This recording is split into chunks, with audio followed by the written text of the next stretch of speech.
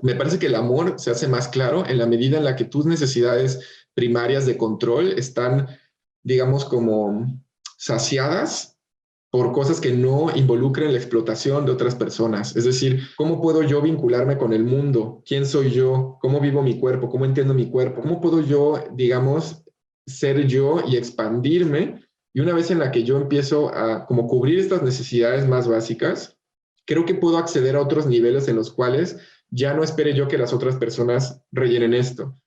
Hola, ¿qué tal? Yo soy Sarasvati Valladares y ella es mi madre, Miriam Blanco. Este es un programa donde hablamos sobre diferentes temas tanto personales como sociales, platicando desde nuestras experiencias como madre e hija, como distintas generaciones y como mujeres. Es un espacio que invita a reflexionar, cuestionarnos para crear conciencia y generar cambios. Un espacio en el cual desde nuestra vulnerabilidad les podamos acompañar en sus procesos. Y sentirse parte de nosotros.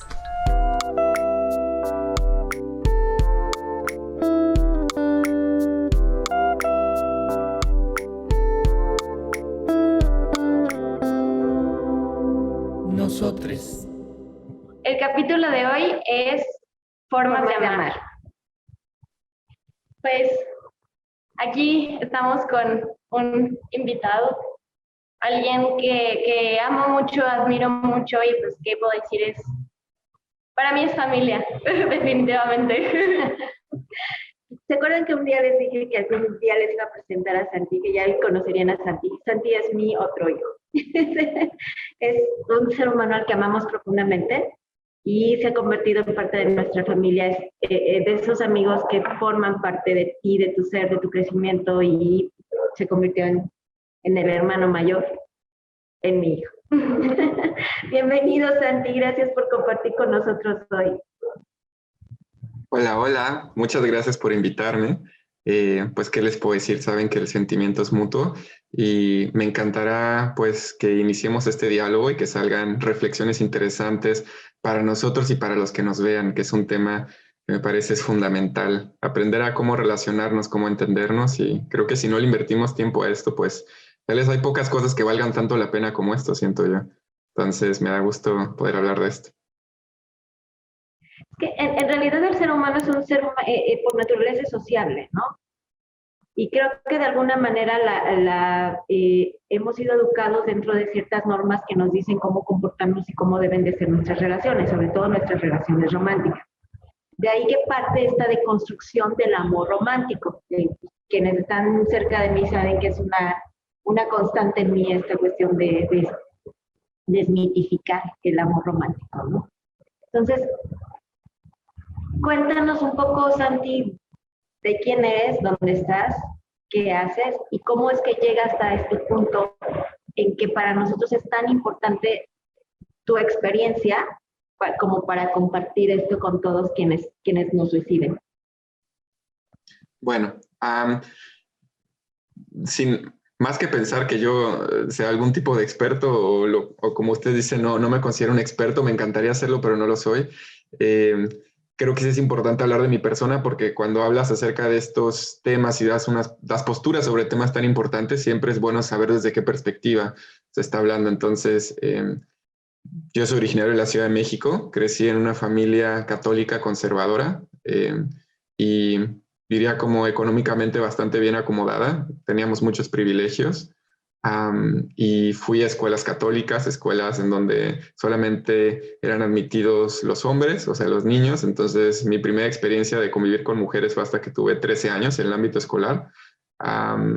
Y entonces, 13, 14 años. Entonces, pues ese ambiente yo creo para mí me marcó mucho, sobre todo además como todos los que, pues, probablemente todos los que estemos escuchando esto sabremos, en México hay mucho clasismo y además hay mucha... ¿cómo decirlo? Mucha agresión, mucha violencia producto del estatus y producto de las apariencias. Entonces, yo sufrí bastante bullying también respecto a mi cuerpo porque cuando era más joven mi cabeza era como desproporcionalmente más grande que mi cuerpo y en fin, habían como muchas cosas por las cuales yo fui en ese momento agredido. Y creo que eso se mezcló con una personalidad muy sensible que tenía yo, porque sin duda que habían personas que se adaptaban más bien a este ambiente agresivo y a la vez se volvían agresivos también, ¿no? Pero yo no. Entonces yo más bien empecé a interiorizar y aprender todo este tipo de cómo mirar mi cuerpo. Y eso fue incrementando con la adolescencia hasta que yo creo que tenía un trastorno bastante grande de no aceptación corporal, un trastorno de autopercepción en el cual realmente sentía desprecio hacia mi propio cuerpo y por ende a mi propia sexualidad, que además se mezcló con la educación católica y conservadora, en la cual, pues, digamos, hizo una pequeña bomba entre el sexo es malo, tu cuerpo es malo, entonces digamos que tuve que luchar mucho con eso desde muchos sentidos y además luego entenderme, descubrirme y crearme como una persona homosexual fue todavía más el peso, más el trabajo, ¿no? Porque entonces ya no únicamente era vivir una sexualidad que de por sí en el ambiente conservador, en el ambiente católico, una sexualidad heterosexual inclusive fuera de las normas y lo establecido es una sexualidad pecaminosa, entonces no solamente era eso, sino era además una sexualidad pecaminosa per se, independientemente de el contexto en el que eso se viviera. Entonces yo vengo de esa lucha, digamos, o como de esa búsqueda, con todos mis privilegios, en el sentido de que no viví nunca la pobreza ni la discriminación, a lo mejor por mi piel o por otros aspectos. Entonces, o en ese sentido, la violencia de género, creo que no la viví la homofobia sin duda, pero no la violencia de género. Desde esa es mi perspectiva, entonces creo que evidentemente lo que otras personas comenten respecto a la deconstrucción del amor romántico y también pues en fin, los sentimientos de comunidad y la politización, digamos, de los afectos va a ser muy distinto a lo que yo tenga que decir. Yo fui o soy originariamente cineasta y a la vez de estar estudiando cine, creo que para mí me di cuenta de lo más importante que era la percepción, ¿no? Entonces, como yo tenía muchos problemas de autopercepción, para mí el cine es un arte de percepción puramente.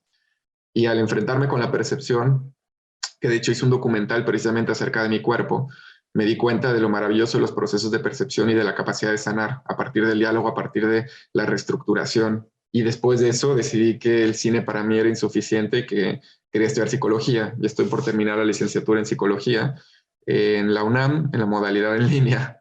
Así es. A la par, llevo viviendo en Alemania 4 años, hice una maestría en cine documental aquí y la idea es continuar mi trabajo en psicología clínica para ser psicoterapeuta y con mucho gusto enfocado en terapia sistémica, terapia de parejas, con enfoque intercultural, con enfoque de género, con enfoque de nuevos modelos de relación.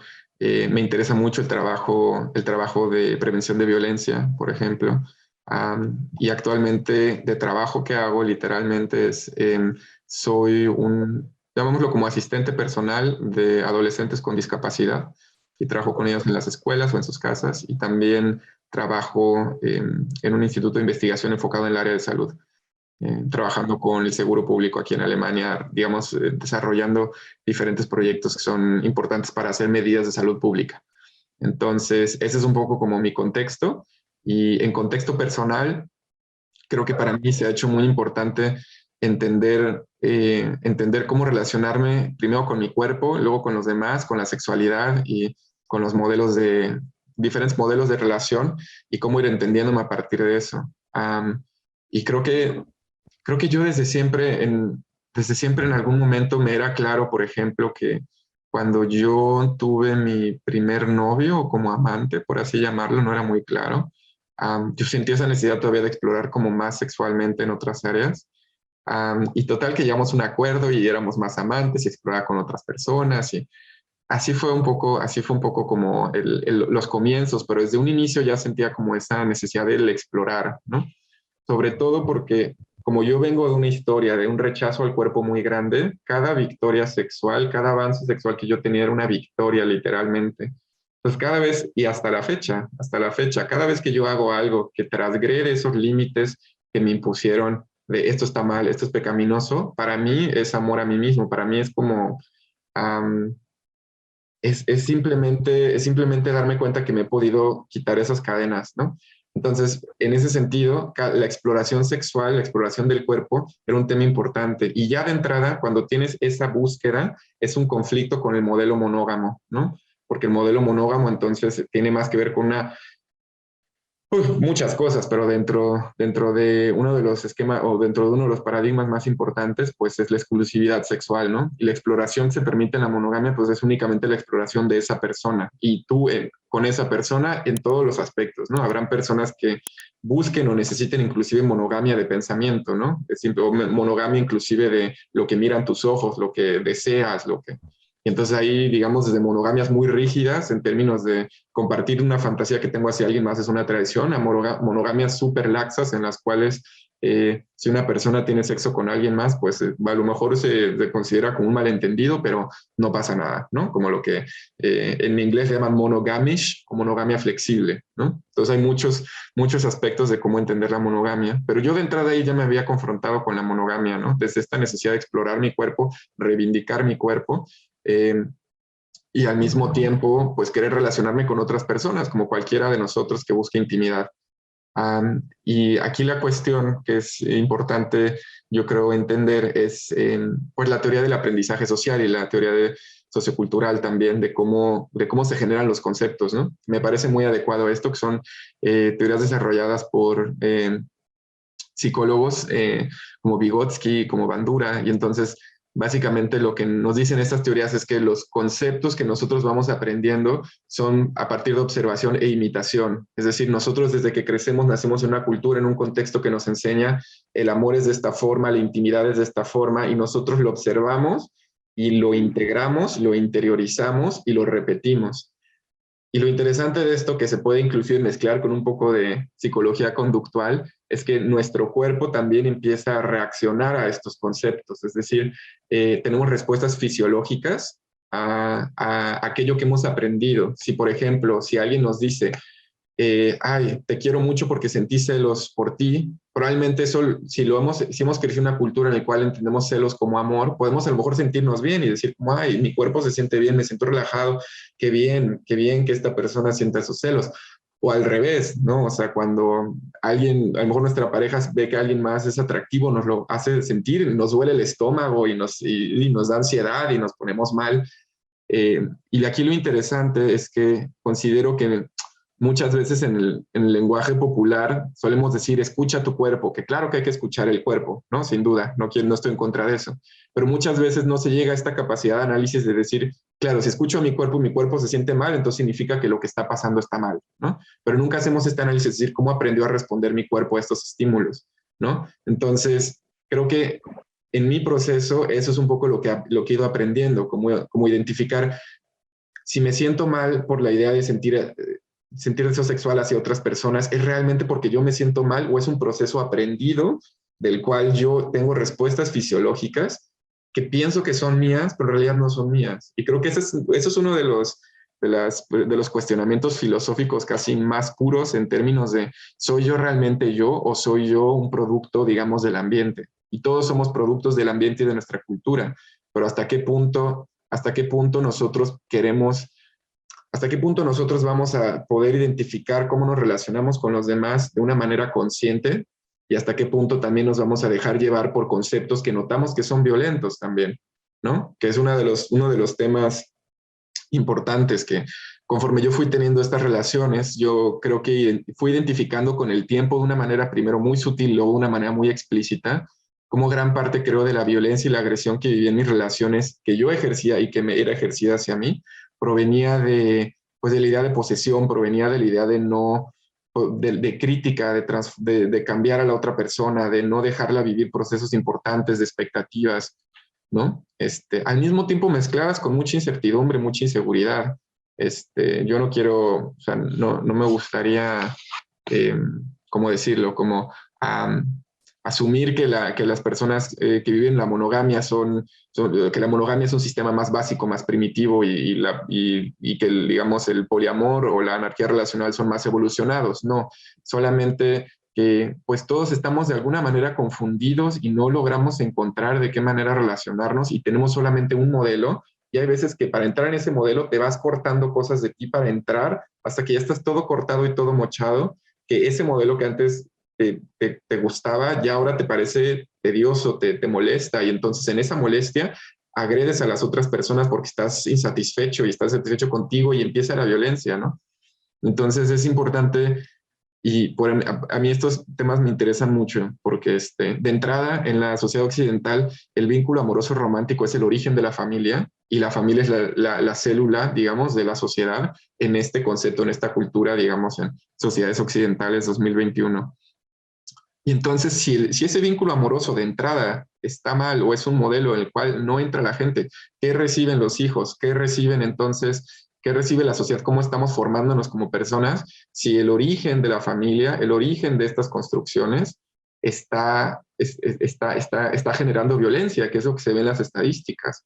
O sea, digamos que de los mayores grados de violencia con más frecuencia existen en las familias, en las relaciones de pareja, con gente que te conoce, gente que aparentemente debería de amarte y respetarte, y luego de ahí vienen los mayores grados de violencia, además de la violencia de género, y eso es otro tema, ¿no? Pero entonces yo creo que yo viví y ejercí mucha violencia desde estos esquemas, y no solo, también violencia hacia mí mismo, y desde ahí empecé a preguntarme como, pues de qué es esto que está haciendo que algo que en teoría o con el objetivo de generar amor y de compartir amor y compartir una vida se termina transformando tanto, en lo cual puede terminar hasta en el asesinato de una de las personas involucradas, ¿no? O en el control y en la manipulación, en todas esas cosas tan terribles que conocemos, en la humillación, en el gaslighting, en el abuso, en las violaciones, todas estas cosas que ocurren luego, que uno dice, ¿cómo puede ser? Que me pasó que yo dije, la única persona que me violenta en mi vida ahora es mi pareja, nadie más. Y probablemente a lo mejor yo lo violentaba a él también, sin darme cuenta, ¿no? A veces es más fácil atribuirle a una persona únicamente la violencia, ¿no? Pero a lo que voy, ¿cómo puede ser que llegamos a eso, ¿no? En el cual los insultos más fuertes, las manipulaciones más fuertes vienen de nuestra pareja o de nuestra familia, y a lo mejor los desconocidos nos tratan con más respeto, ¿no? Que inclusive nuestra propia pareja. Entonces, ¿qué es eso que nos da el derecho de hacerlo, ¿no? Que es lo que dice luego Brigitte Vasallo, que luego hablaré más de ella, que es una mujer increíble, que dice, el problema del amor romántico y de esa fantasía es que cuando nosotros estamos tan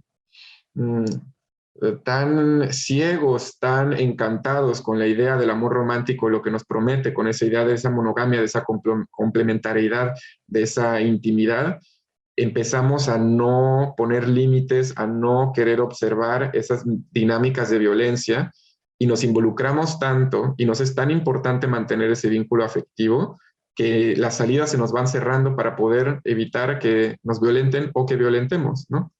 Entonces, ahí es cuando uno se pregunta y dice, ¿cómo llegamos a ese nivel en el cual, por qué se ha hecho esta fantasía tan importante, tan necesaria, que a veces hacemos todo lo posible, pasar por encima de todos o que nos utilicen como tapete con tal de alcanzar eso, ¿no? Eso yo creo que sería como una buena introducción. Y creo que algo que, de lo que tú estás diciendo y como para aterrizarlo en la cotidianidad es, en realidad nos preguntamos también nosotros a nosotros mismos desde el hecho de no saber cómo funcionamos y qué es lo que realmente no tomarnos el tiempo de ser conscientes de qué realmente es lo que queremos para nosotros y qué nos hace felices, ¿no? Porque no necesariamente, como yo siempre digo, cómo funcionamos, no necesariamente como lo que le funciona a una persona le funciona a otros, ¿no? Sí, piensas. Está en shock. Sí, no, te entiendo. A mí me parece que, ¿cómo decirlo? Yo creo que algo que he ido aprendiendo con el tiempo que me ha liberado mucho es la capacidad de pensar de manera sistémica, ¿no? Porque en el neoliberalismo tendemos a estar demasiado concentrados en el individuo. Es interesante porque estamos muy concentrados en el individuo, pero al mismo tiempo estamos demasiado concentrados en la opinión ajena, de cierta forma, ¿no? Entonces vivimos en una sociedad muy curiosa. Por eso me parece interesante, porque sin duda que es una sociedad atomizada en términos de ser individualistas, pero como diría Eric Fromm, que era como un gran partidario del individualismo en ese sentido, de la generación del individuo, decía, al mismo tiempo esta sociedad está muy preocupada por la opinión social y por encajar en la sociedad y por ser exitosa socialmente y ser popular, ¿no? Entonces tenemos ahí una paradoja. Por un lado tenemos sociedades sumamente individuales, sumamente desconectadas, pero sí que vaya que están conectadas, pero con la popularidad, con el estatus, con la competencia, ¿no? Entonces, yo algo que me ha ayudado mucho es poder identificar estos dos aspectos, ¿no? Ese aspecto individual en el cual uno tiene la capacidad de desarrollarse y de posicionarse y de buscar, pero también detectar claramente cuáles son las influencias de la cultura, del entorno, para poder nombrar las cosas y no, ¿cómo decirlo? Para mí, cualquier reflexión individual está incompleta si no involucra a la sociedad en la cual uno está, porque no, para mí es imposible definir una persona sin su entorno, imposible. O sea, porque somos un conjunto de todo, las personas que hemos visto, la cultura en la que crecemos, los intercambios, lo que nos enoja, lo que nos gusta. El simple lenguaje, el lenguaje con el que nos comunicamos es una herencia, es este aprendizaje social, ¿no? Que a partir de la teoría del aprendizaje social, el ser humano crece y madura a partir de la interacción con otros. Entonces, si no hay esa interacción con otros, no se desarrollan las funciones cognitivas, ¿no? Hay muchos estudios a lo mejor con distintas, que se pueden discutibles, pues, sus resultados, pero de qué pasaría si no tuviéramos este contacto social. ¿Realmente desarrollaríamos todas nuestras capacidades cognitivas, sí o no? ¿No? Y luego esta ilusión como de independencia, cuando al fin y al cabo somos seres sumamente interdependientes. Y creo que ahí se encuentra esta paradoja, ¿no? Somos seres interdependientes, pero al mismo tiempo queremos generar vínculos desde la libertad. ¿Cómo logramos eso? ¿Cómo logramos reconocer nuestra interdependencia, pero al mismo tiempo respetar nuestra individualidad? Y entonces creo que eso es algo lo cual me parece no hay una sola respuesta, que es un poco a lo que vamos con este concepto de la anarquía relacional, ¿no? Que es un concepto que se origina en Suecia, por ahí como del 2005-2006. Toda esta información que estoy diciendo es a partir del trabajo de Juan Carlos Pérez Cortes, de anarquía relacional, que todo lo resume en un libro en español. Y el concepto de anarquía relacional es muy interesante porque, pues, digamos que aplica este concepto de evitar que las normativas sean las que rijan las relaciones, sino más bien que cada relación genere sus propios acuerdos, sus propias cooperaciones, ¿no? No desde el punto de que no haya, o sea, la anarquía vista desde la mala concepción del caos o del desorden, sino la anarquía vista más bien desde la comunidad, generando, digamos, los acuerdos desde la comunidad y para la comunidad. Y lo mismo con las relaciones, es decir, yo ya no comienzo una relación con Miriam con la expectativa de que Miriam cumpla una cierta cantidad de procesos por ser mujer, por ser mi pareja, por tener la edad que tiene, por etcétera, y Miriam no espera eso de mí, sino partimos desde el punto en el que nos comunicamos y entendemos qué es lo que hace sentido para nuestro vínculo en particular, sin sentir las presiones de lo que debería de ser. Porque cuando Miriam y yo nos presentemos en sociedad o estemos en sociedad, porque es inevitable estar en la sociedad, vamos a recibir información de la sociedad que va a valorar nuestro vínculo y va a intentar entenderlo. Y ese proceso es bien importante porque a veces pareciera que nosotros únicamente pensamos como, claro, yo esto lo pienso así y esto lo decido así y así es. Pero la verdad es que somos seres que construimos nuestra percepción de nosotros a partir de lo que nosotros nos dicen y a partir de cómo reaccionan los otros ante nosotros. Y a veces a lo mejor yo puedo tener algo muy claro con Miriam, pero cuando la llevo a casa de mi papá, y mi papá dice, ¿cómo? ¿No están casados? ¿Cómo? Esto, por más independiente y emancipados que estemos, pues a lo mejor y me voy a preguntar, pues a lo mejor está mal lo que tengo con Miriam, a lo mejor y debería de casarme. A lo mejor y esa novia o ese novio o ese novia que queríamos tener y ser 3 viviendo, pues ya no va a poder venir a casa en papá, ¿lo deberíamos de tener o no? Entonces, para mí es muy importante que se considere esto porque cuando entendemos en qué sociedad vivimos, no solamente se trata de yo tener claridad qué quiero y también de generar claridad con mi pareja o mis parejas, sino también cómo vamos a reaccionar ante la presión social, cómo vamos a responder ante la sociedad, cómo nos vamos a integrar con una sociedad que puede tener estas tendencias, ¿no? Y de qué manera vamos a incorporar o no esto en la percepción de lo que tenemos nosotros. Oye, Santi, ahorita que hablas de mis parejas, te refieres a relaciones abiertas y a poliamor. ¿Qué es una relación abierta? ¿Qué es el poliamor? Como dije al inicio, me encantaría ser un experto del tema, no lo soy, pero puedo intentar contestar esas preguntas a partir de lo que yo he vivido y lo que he leído. Creo que lo importante, sobre todo cuando uno quiere hacer como una conversación seria en este respecto, es partir del hecho de que las definiciones justamente vienen de las personas en esa relación. Entonces, no puedes encontrar un modelo de relación abierta o de poliamor. Entonces, yo puedo a lo mejor decir que la relación abierta es así, pero en la realidad hay muchas relaciones abiertas que funcionan de otra forma y que a lo mejor esas personas la definen de otra forma, porque al fin y al cabo el lenguaje, esa es la parte positiva de los acuerdos entre las personas. Yo, por ejemplo, tengo unos amigos que dicen estar en una relación abierta, aunque sus acuerdos, para mi manera de entender la vida, tal vez se acercan más hacia el poliamor, ¿no? O al revés, personas que dicen estar en un poliamor, pero tal vez mi entendimiento se acerca más a lo que es una relación abierta. Y ahí yo creo que tiene que ver con no solamente las prácticas, sino el concepto y la filosofía detrás, ¿no? Podríamos, digamos, generalizar para poder, aunque esté mal, pero como para poder tener digamos, una base para la conversación. Una relación abierta parte del hecho en el que dos personas tienen un vínculo afectivo, pero al mismo tiempo pueden tener diferentes vínculos sexuales con otras personas, normalmente acordados con este vínculo principal afectivo. Es decir, yo tengo una pareja con alguien, esa pareja es única y esta pareja, digamos que tiene de alguna manera como puede ser jerárquica en términos de esta persona, tiene mayor relevancia y por lo tanto vivimos juntos, por lo tanto hay mayor intimidad con ellos, y abierta a que existan, digamos, divergencias. Es decir, yo puedo tener un amante o dos, mi pareja también, podemos compartir ese amante. Inclusive si extendemos la definición, podría ser que tengamos a lo mejor otro novio, pero hay una jerarquía en el sentido de que nosotros somos una relación principal y es una relación secundaria.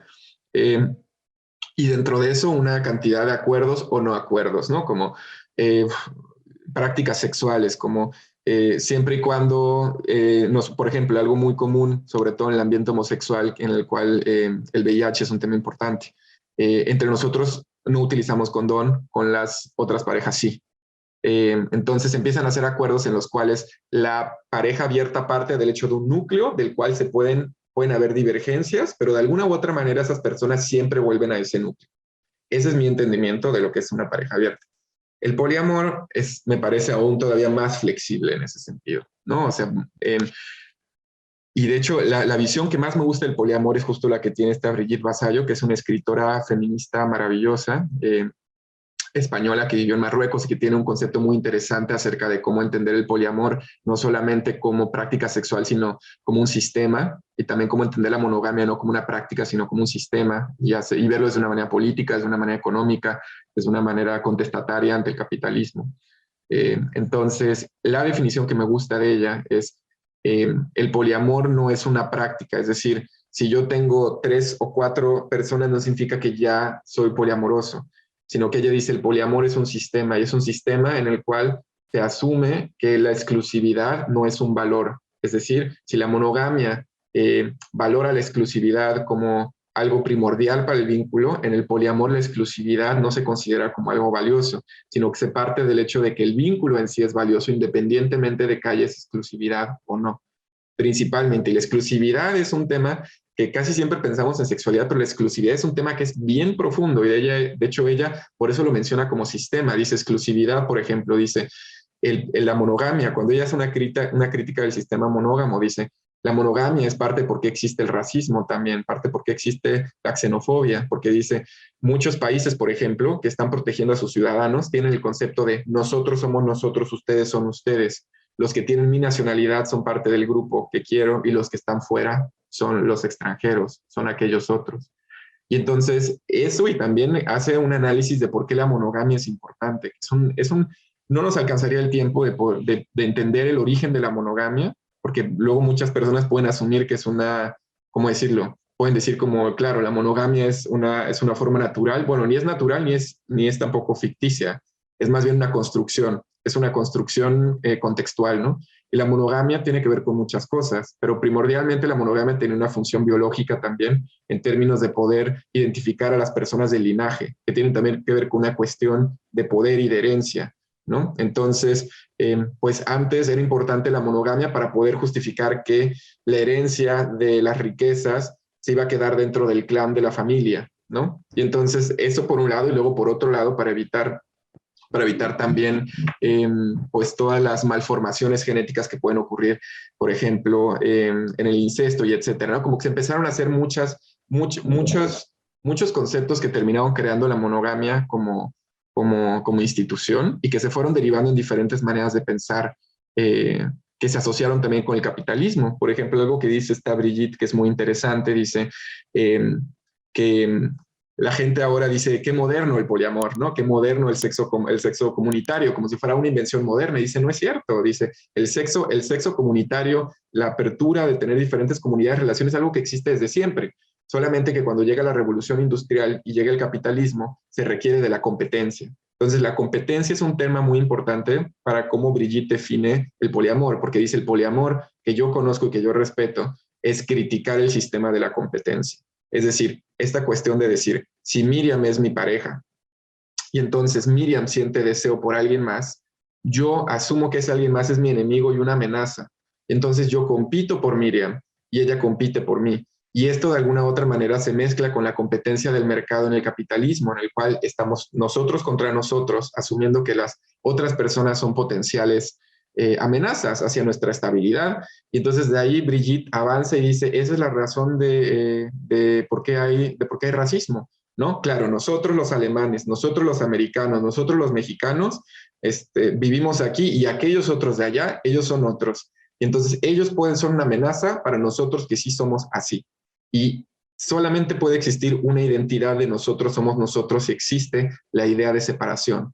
Y por eso también dice que existen las familias como núcleos con transmisión de apellidos. Y dice, el apellido, es necesaria la monogamia para que exista el apellido, y el apellido sigue siendo, digamos, una prolongación de la división de clases. Las personas que se llaman de cierta forma y que vienen de ciertas familias tienen acceso a ciertos privilegios que las otras no. Entonces, para Brigitte, el sistema monógamo es un sistema vertical que promueve, digamos, como la jerarquía, promueve la desigualdad, promueve el privilegio. Entonces, esa es la definición que a mí me gusta del poliamor. Pero para cerrar esto, digamos, y pasar a los comentarios de ustedes, muchas personas van a definir el poliamor más como una práctica y van a decir que el poliamor es más bien el tener diferentes vínculos afectivos, románticos, con personas de manera simultánea y de manera consensuada. Entonces, creo que en ese sentido, pues cada persona va a decidir qué tan profundo quiere ir en su identidad. Si ellos dicen, vivo con 3 personas, a las 3 las amo, todos nos amamos, somos poliamorosos, o si se trata más bien de una comunidad que dice, nosotros más bien estamos en contra del sistema de privilegios y de competencia, y somos poliamorosos en la medida en la que criticamos ese sistema de exclusividad y en el cual no asumimos eso.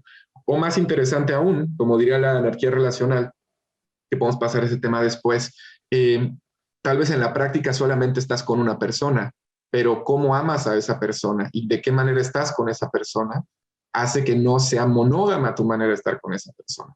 Entonces lo importante no es el número, ¿no? No es el número de, estoy con una persona, soy monógamo, estoy con 7, soy poliamoroso. Porque Brigitte dice, perdón, la menciono mucho, pero para que la gente la lea, es maravilloso. Entonces ella se ríe y dice, me encanta cuando en los círculos poliamorosos la gente empieza a contar de todos sus amantes y los pasan como si fueran con cuántos coches tienen, ¿no? Y dice, para mí eso es consumismo capitalista de personas. Dice, el poliamor no puede ser consumista, porque entonces lo que dice estas personas lo que hacen es estar viviendo monogamias múltiples. Están tratando a estas personas, digamos, en el sistema monógamo de competencia, en el sistema de consumo, pero no están siendo comunitarios, no están teniendo responsabilidad afectiva. Entonces, eso es lo que me parece más interesante, como no qué número, porque el número, y que es lo que ella critica, que todo el mundo está fascinado por el número, con cuántos, con cuántas relaciones, porque vivimos en una sociedad en la que más es mejor, y más nuevos, mejor. Entonces hay gente que se puede acercar al poliamor o a las relaciones abiertas con una perspectiva de consumo, con una perspectiva, pues sí, de explotación de uno mismo y de los demás, ¿no? Y creo que a mí esa reflexión o esa manera de ver no me gusta porque me parece que violenta, ¿no? Entonces me gusta más esta percepción del poliamor y de la anarquía relacional desde la crítica al consumo de personas, ¿no? Desde un punto de vista de justo eliminar el sentimiento de competencia, de eliminar esas comparaciones, desde mi punto de vista cuestionar las jerarquías, ¿no?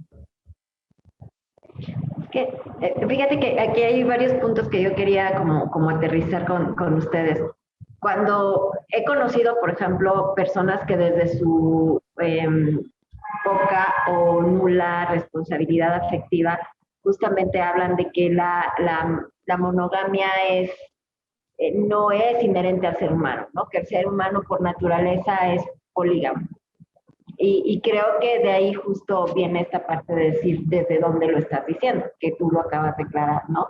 La responsabilidad afectiva, la importancia de la responsabilidad afectiva, que para mí va muy ligada también con el autocuidado, ¿no? ¿Cómo es la responsabilidad afectiva en este tipo de formas de amar? Sabes que ahorita quiero sacar una cita que a la vez es una cita que hace Juan Carlos. No me la sé ahorita porque no tengo el libro conmigo, pero la puedo resumir porque Juan Carlos también hace una compilación de muchos blogs que hablan de la anarquía relacional. Para eso puedo definir básicamente, o podemos como seguir hablando en términos de anarquía relacional, que es de nuevo justo como para tener claridad en los conceptos, que es cuestionar de nuevo la normatividad en las relaciones y que más bien las personas generen sus propios acuerdos y confiar en la bondad o en el bienestar de que cada vínculo puede generar sus propios acuerdos y no necesita las normativas para validarse. Pero bueno, entonces, volviendo al tema de Juan Carlos, rescata ¿cómo decirlo? Un post de una mujer que menciona una crítica hacia el poliamor y hacia la anarquía relacional, porque menciona que una vez se encontró con un hombre al parecer y le dijo antes de tener sexo, como sabes que yo soy una anarquista relacional y eso significa que yo tengo sexo con personas y yo las veo como personas y no me vinculo y entonces como ella hace una reflexión a partir de eso y dice, ¿de qué manera luego estos conceptos se pueden utilizar para no tener responsabilidad absoluta y a lo mejor simplemente ir teniendo sexo con personas, consumiéndolas sin importarse? Y decía, para mí eso suena a capitalismo relacional, ¿no? O sea, explotación relacional. Y eso me parece bien importante, ¿no? O sea, de cómo muchas veces, claro, o sea, la naturaleza siempre se utiliza, es un concepto, la biopolítica me fascina, porque la naturaleza siempre se ha utilizado para perseguir todo tipo de fines, ¿no? Entonces, yo puedo decir, claro, las mujeres por naturaleza tienen esto y esto, ¿no? O no son buenas en, yo qué sé. Y entonces, como la naturaleza y la biología, ¿no? Lo dice, entonces de esa manera justifico mi machismo, ¿no? O por ejemplo, si yo digo, el hombre por naturaleza es un hombre caliente, polígamo, etcétera, entonces en vez de siquiera tener una argumentación válida, utilizo un concepto además súper descontextualizado y nada elaborado de lo que es la naturaleza para justificar mi comportamiento. Y eso me parece súper, súper peligroso. Pues la naturaleza del hombre es una naturaleza compleja que no se puede generalizar. Entonces, yo diría, o sea, no, es una pregunta irrelevante si es natural o no ser poliamoroso, poliamoroso o monógamo, que es lo que dice esta Brigitte, porque es un concepto tan vago, la naturaleza, en ese sentido, porque lo natural del hombre pues puede ser al mismo tiempo todo lo que viene del hombre es natural, ¿no? En términos de que proviene de su esencia y de sus posibilidades, ¿no? Más bien tiene que ver que lo natural se asume como lo hegemónico o como lo normativo, ¿no? Y entonces, en ese sentido, pues cualquier normatividad, aunque sea la normatividad del poliamor, es una cosa terrible, ¿no? Porque entonces obligar a las personas a ser poliamorosas, evidentemente que contrarrestaría el concepto de la autodeterminación de los propios vínculos, ¿no? Entonces, yo creo... Que interrumpa, u obligar a las personas a ser monógamas. También, ¿no? por supuesto. Y ese es un poco el tema, ¿no? O sea, de cómo el problema con la monogamia no es que exista la posibilidad de ser monógamo, sino que la monogamia es la ley, ¿no? Y entonces muchas veces pues te dejan caer el peso de la ley. Y entonces si Bati, por ejemplo, está teniendo una relación con su pareja y ella expresa sentir deseos hacia alguien más, esa persona tiene todo un respaldo de años de monogamia para hacerla sentir culpable, miserable y hacerla sentir que es una mala persona, simplemente por expresar sus deseos.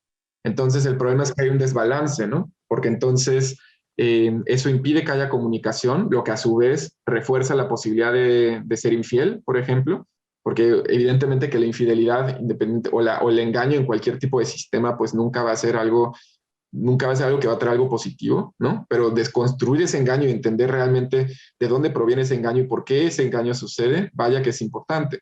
Entonces, si no se puede hablar de eso porque es malo y al mismo tiempo quiero tenerte en mi vida, pues obviamente que no justifica el engaño, pero no está ayudando a que existan relaciones transparentes. Y por eso, sin duda, que hay engaño también, ¿no? Cada quien debe asumir si engaña a la pareja o no. Pero creo que de ahí viene un poco como ese concepto de responsabilidad afectiva. Yo creo que tiene que ver tiene que ser, es algo que decía esta Brigitte, que dice, si uno quiere construir relaciones no monógamas, si uno quiere vivir desde el poliamor y desde la comunidad y no desde la competencia, tienes que hacerlo no solo en tus relaciones personales o sexuales, tienes que hacerlo en tu vida, tienes que tener una concepción distinta de la vida, de no competir, de asumir que todos somos uno, que todos estamos ahí y que si yo gano y los otros pierden, ¿de qué te sirve? Y yo creo que de ahí viene la responsabilidad afectiva, porque tenemos esta falsa idea del éxito individual, ¿no? Como decir, claro, yo ya la hice, perfecto, y por eso pasé encima de 50 personas, pero para mí es ese mito del éxito individual, ¿no? O sea, entonces, si yo tengo esta concepción del éxito individual, es imposible que yo tenga responsabilidad afectiva seria, siento yo, porque entonces si yo obtengo lo que yo quiero y mis parámetros de éxito son individuales, ¿por qué yo voy a querer ser, o sea, siento que se tiene que cuestionar profundamente qué tanto nosotros tenemos una conciencia social y para nosotros qué es éxito y bienestar. Si el bienestar se mide únicamente en mi deseo y en mi desarrollo personal, me parece difícil que una persona pueda integrar la responsabilidad afectiva porque no le va a encontrar sentido. Y nosotros no somos seres funcionales, hacemos cosas a las que les encontramos sentido. Hacemos cosas que hemos aprendido, pero que también que les encontramos sentido. Yo creo que de ahí viene. Tenemos primero que entender, ok, desde mi punto de vista, el bienestar es un bienestar que debe incluir a la comunidad y a tu sociedad, porque para mí es imposible que una persona esté realmente bien y al mismo tiempo que todo a su alrededor como que esté mal y aparte a costa de su bienestar, ¿no? A costa de su beneficio.